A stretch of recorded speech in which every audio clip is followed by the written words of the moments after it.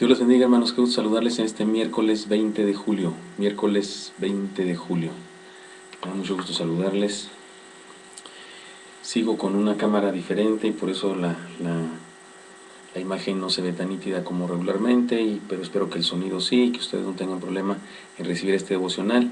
Debo ser más breve que regularmente porque hay una falla en la página, en el servidor o en algún lugar, que después de unos ciertos minutos se corta y no quiero grabarlo así en dos partes, así es que voy a apresurarme. Estamos en segundo de Samuel, en la elegía, la endecha que David entonó, compuso para lamentar la muerte de Saúl y de Jonatán su hijo. Y el día de ayer vimos el versículo 1. Voy a leer una vez más versículo 1 y luego versículo 2 y, perdón, versículo 1, versículo 19 y luego versículo 20 y 21. Dice así la palabra de Dios.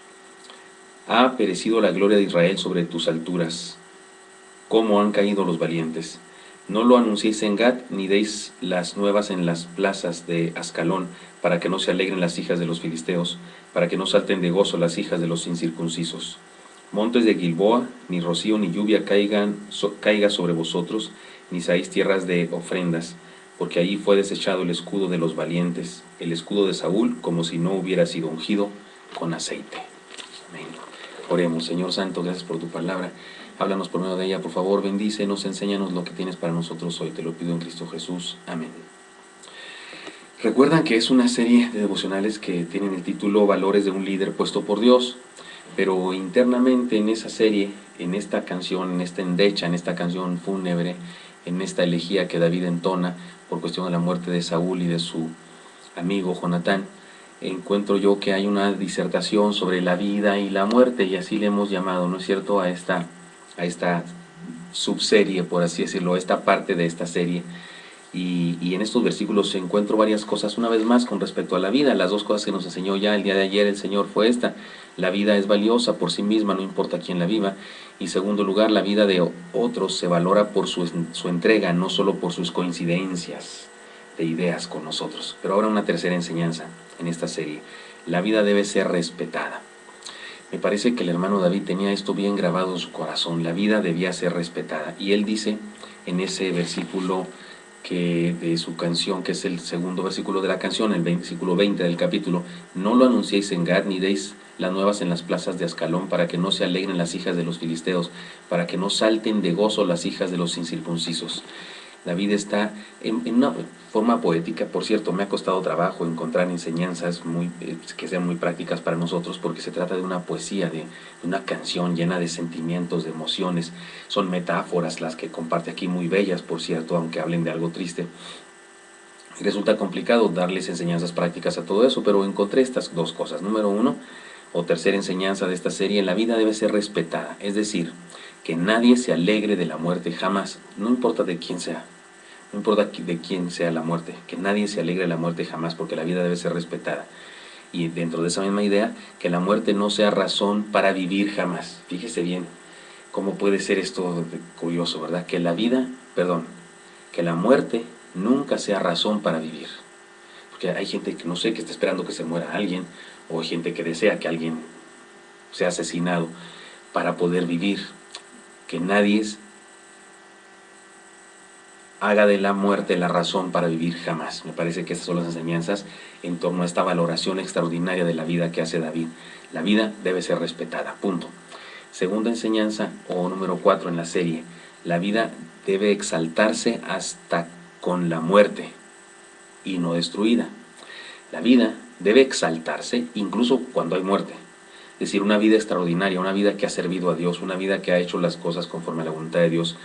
Cuando le llega la muerte, esta muerte debe exaltar esa vida, debe hacerla más grande, debe hacerla más vigente, debe perpetuarla. Y así sucede regularmente con los grandes hombres, con los hombres que dan buen testimonio, con los hombres o mujeres que transfieren vida a otros. Definitivamente, cuando mueren se agigantan, y si tuvieron errores, que seguramente si tuvieron, se desaparecen aparentemente, y sus virtudes se exaltan. Eso es maravilloso y no es malo. Sería un error permanecer en la idolatría de esas vidas, por supuesto, porque solo Dios puede ocupar el lugar del centro de nuestra vida. Pero no hay nada de malo en exaltar la vida de alguien, incluso cuando le ha llegado la muerte. Por eso digo, la vida debe exaltarse hasta con la muerte y no destruida. Y digámoslo de esta manera, tres ideas en este contexto. Vivir bien es morir bien. Cuando alguien vive bien, cuando muere, pues muere bien. Vivir mal es morir anticipadamente. Y me parece que eso es lo triste que le acontece a David, perdón, a Saúl, lo triste que le acontece a Saúl. Y aunque David está tratando de defenderlo, y por lo menos en su corazón David no está haciendo lo mismo que hicieron los filisteos ante la muerte de Saúl, que se alegraron y esas cosas. Sin embargo, hay que decirlo, en esta petición o en esta súplica, en esta tristeza, este lamento de David, en realidad está lamentando cosas que no deberían haber sucedido, pero que sucedieron a causa de la clase de vida que tuvo Saúl.